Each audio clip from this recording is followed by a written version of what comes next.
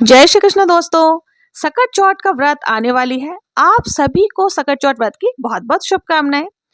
आज के वीडियो में हम लोग जानेंगे सकट चौथ व्रत की पूजा बहुत ही सरल तरीके से कैसे कर सकते हैं। देखिए, सकट चौथ का व्रत जिसे माघी चौथ, तिलकुटा चौथ और लंबोदर संकष्टी चतुर्थी आदि नामों से भी जाना जाता है, साल भर का सबसे बड़ा त्योहार इसे माना जाता है। संकष्टी चतुर्थी के इस व्रत में रात को चंद्रमा को अर्घ्य देकर ही व्रत को पूर्ण किया जाता है और बिना अर्घ्य दिए व्रत को पूर्ण नहीं माना जाता। साथ ही सुबह उठकर सकट चौथ व्रत का संकल्प लेने के बाद ही व्रत की शुरुआत होती है।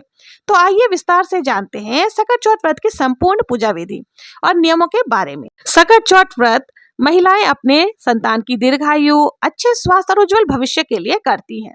तो व्रत के दिन हमें क्या करना है? सबसे पहले स्नान आदि से निवृत्त होकर के हमें जहां भी पूजन करनी है उस स्थान को साफ करके वहां पर हमें एक चौकी बिछा लेनी है। चौकी के ऊपर आप पीले रंग का या लाल रंग का वस्त्र बिछा सकते हैं।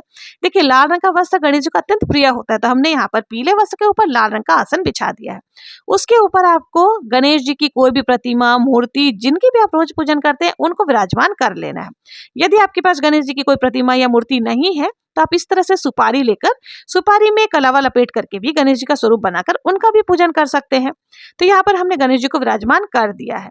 अब हमें यहाँ पर एक देसी घी का दीपक प्रज्वलित करना है। तो गणेश जी का नाम लेते हुए ओम गणेशाय नमः बोलते हुए आपको दीपक को प्रज्वलित कर लेना है। देखिए, आप चाहे तो तिल के तेल का दीपक भी ले सकते हैं। तो यहाँ पर हमने गणेश जी का नाम लेते हुए दीपक को प्रज्वलित कर लिया है। अब हमें जो है व्रत का संकल्प लेना है। तो हाथ में थोड़ा सा तिल लेकर के हम संकल्प करेंगे, हे गणेश जी महाराज, हे सकट चौथ माता, मैं आज आपके निमित्त ये व्रत पूजन कर रही हूँ। आप मेरी पूजा को निर्विघ्न पूर्ण करें, मेरे बच्चों को दीर्घायु प्रदान करें। इस तरह से संकल्प करने के बाद जो तिल है वो गणेश जी के चरणों में आप छोड़ सकते हैं। इसके बाद हमें पूजा शुरू करनी है। फिर हम जल के छींटे लगा करके भावपूर्ण स्नान करवा देंगे, गणेश जी को स्नान करा देंगे उनको। फिर हमें क्या करना है? वस्त्र स्वरूप आप मौली धागा समर्पित कर सकते हैं। अगर आपके पास जनेऊ है तो आप जनेऊ समर्पित कर सकते हैं। जनेऊ नहीं है तो कोई दिक्कत नहीं, आप कलावा भी समर्पित कर सकते हैं। अब देखिए, वस्त्र आदि हमने समर्पित कर दिया, हमें रोली से तिलक लगाना है। हम गणेश जी को तिलक लगा देंगे, हमें दीपक को भी तिलक कर देना है और उस तिलक के ऊपर आप चाहे तो अक्षत या फिर आप तिल समर्पित कर सकते हैं। इसके बाद आपके पास अगर पुष्प है तो आप पुष्प समर्पित कर दें। और अगर आपके पास देखिए दुर्वा घास है तो बहुत ही अच्छा है, क्योंकि गणेश जी को दुर्वा घास अत्यंत प्रिय होती है। तो यहाँ पर हमने दुर्वा घास भी समर्पित कर दिया है। अब यहाँ पर देखिए हमें भोग प्रसाद समर्पित करना है। देखिए, तिलकुटा चौथ के दिन जो है ना, तिल और गुड़ को कूट करके उसका भोग लगाया जाता है। तो यहाँ पर हमने तिल ले लिया है और तिल के साथ ही हमने गुड़ भी ले लिया है। तो पहले हम तिल को अच्छे से कूट लेंगे, आप चाहे तो मिक्सी में पीस भी सकते हैं।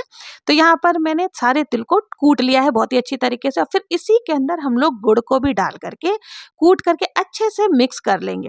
तो ये हमारा इस प्रकार से तिलकुटा तैयार हो जाता है। आप चाहें तो इसके लड्डू भी बना सकते हैं या फिर आप नॉर्मली ऐसे तिलकुटे का ही भोग लगा सकते हैं। तो यहाँ पर हमने तिलकुटे का भोग लगा दिया है। साथ ही जो भी ऋतुफल आपके पास है हो आप उनका भोग लगा सकते हैं।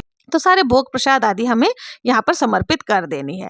इसके बाद देखिए, अगर आप पहली बार ये व्रत कर रहे हैं तो आपका क्या करना है, आपकी सासू माँ के लिए बायना जरूर से निकालना है। तो आप चाहे तो साड़ी, सूट, जो भी आपकी सासू माँ पहनती है उनके लिए आपको निकालना है। उसमें श्रृंगार सामग्री जरूर से रखें। और अगर आप बहुत पहले से ही ये व्रत करते आ रहे हैं तो सिर्फ आप यहाँ पर तिलकुटे का भोग और भोग प्रसाद आदि लगा करके पूजन कर सकते हैं। तो यहाँ पर हमने कपड़े आदि सब कुछ ले लिया है, उनको भी हमें यहाँ पर रख देना है, पूजा में समर्पित आपको कर देना है। इसके ऊपर श्रृंगार सामग्री वगैरह सब कुछ हमने रख लिए हैं। अब ये सारी चीजें चढ़ाने के बाद देखिए, अब हमें क्या करना है कि तिलकुटा चौथ व्रत की कथा सुननी है। तो कथा सुनने के लिए आपको क्या करना है, एक कलश में जल आपको ले लेना है, साथ ही अपने हाथ में थोड़े से तिलकुट ले सकते हैं या फिर तिल लेकर के आपको कथा का श्रवण करना है। देखिए, जो तिलकुटा का भोग हमने लगाया था उसी को लेकर के भी आप कथा सुन सकते हैं। तो देखिए, तिलकुटा चौथ व्रत की कथा का वीडियो आपको मेरे चैनल पर मिल जाएगा। अगर मैं यहाँ कथा सुनाऊंगी तो वीडियो बहुत ज्यादा लंबा हो जाएगा। तो तिलकुटा चौथ व्रत की कथा आपको सुन लेना है। और देखिए, उसके बाद आपको क्या करना है, थोड़े से तिल जो है वो गणेश जी के चरणों में आपको डाल देना है और थोड़े से तिल जो है वो जल के कलश में आप डाल सकते हैं। और अगर आप देखिए, हमें चंद्रमा को अर्घ्य भी देना होता है, तो आप जो बच गए हैं तिल उनको आपको क्या करना है, किसी भी अच्छे हैंकी वगैरह में बांध के रख ले, या फिर आप जो चुंदरी पहन करके कथा सुन रही है उसमें बांध करके रख ले, या साड़ी के पल्ले में बांध कर रख ले, या किसी भी पात्र में संभाल के रख ले, ताकि चंद्रमा को जब हम अर्घ देंगे ना तो इसी से हमें अर्घ देना होता है। तो इस तरह से जो है तिलकुटा चौथ व्रत की कहानी हमें सुन लेनी है। इसके बाद हम धूप दीप आदि जला करके फिर हम बहुत ही प्रेम पूर्वक आरती करेंगे। तो देखिए जो दीपक हमने प्रज्वलित किया उससे आप आरती कर सकते हैं। तो बहुत ही प्रेम पूर्वक हमें गणेश जी की आरती कर लेनी है। चौथ माता से अपने संतान की लंबी उम्र और अच्छे स्वास्थ्य और दीर्घायु और उज्जवल भविष्य के लिए हमें कामना करनी है। हाथ जोड़ करके क्षमा याचना कर लेनी है। जो भी भूल चुक हुई है चौथ माता हमें अपने संतान समझ करके माफ करे। जिन महिलाओं के संतान नहीं है वो संतान प्राप्ति के लिए भी ये व्रत कर सकती हैं, और संतान के कामना से भी ये व्रत कर सकती हैं। इस तरह से कामना करने के बाद हाथ में थोड़ा सा जल लेकर के हमें क्या करना है, चौकी जो है उसके ऊपर से 2 बार वार देना है। इस तरह से जो है हमारी चौथ व्रत की जो पूजा है वो पूर्ण हो जाएगी।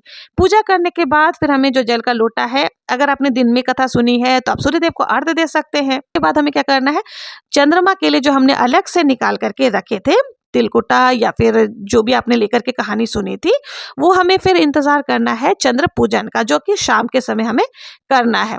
और देखिए पूजा कर लेने के बाद आपको क्या करना है, जब आप कथा सुन लेंगे तो आपको उसी समय अपने आपके सासू माँ अगर पास में है या आपको जिसको भी ये वायना देना है तो उनके पैर छू करके आपको जो है ये वायना दे देना है। अगर आपके सासू माँ पास में है तो उन्हें दे सकते हैं, नहीं तो आप अपने ननद को दे सकते हैं, जेठानी को दे सकते हैं। अगर कोई भी पास में नहीं है तो आप पंडित जी की पत्नी को या किसी भी मंदिर में पुजारी की पत्नी को भी दे सकते हैं। तो इस तरह से जो है हमें तिलकुटा चौथ व्रत की पूजा आदि कर लेनी है। और देखिए पूजा करने के बाद अगर आप चाय आदि पीते हैं तो पी सकते हैं, जल पी सकते हैं। अगर आप निर्जला व्रत रखते हैं तो आपको चंद्रोदय का इंतजार करना होगा। चंद्रदेव को अर्घ्य देने के बाद ही आप अपना व्रत खोल सकते हैं। अब आइए जान लेते हैं कि इस वर्ष तिलकुटा चौथ कब मनाई जाएगी, यानी 2026 में तिलकुटा चौथ का व्रत कब रखा जाएगा। तो देखिए माघ मास के कृष्ण पक्ष की चतुर्थी तिथि को यह व्रत किया जाता है। इस वर्ष यानी 2026 में 6 जनवरी को यह व्रत किया जाएगा। तो 6 जनवरी के दिन आप इसी तरह से पूजन कर सकते हैं। कथा सुने, बायना जरूर से सासू माँ को दें। तो इस तरह से आपकी पूजन पूर्ण हो जाएगी। आपको ये पूजा विधि कैसी लगी? अगर आप लोगों को मेरा वीडियो जरा भी यूजफुल लगी हो तो प्लीज मेरे चैनल को लाइक, शेयर एंड सब्सक्राइब करना ना भूलें। मिलते हैं नेक्स्ट वीडियो में किसी और पूजा विधि के साथ। तब तक के लिए जय श्री कृष्णा, जय श्री गणेश जी महाराज की जय।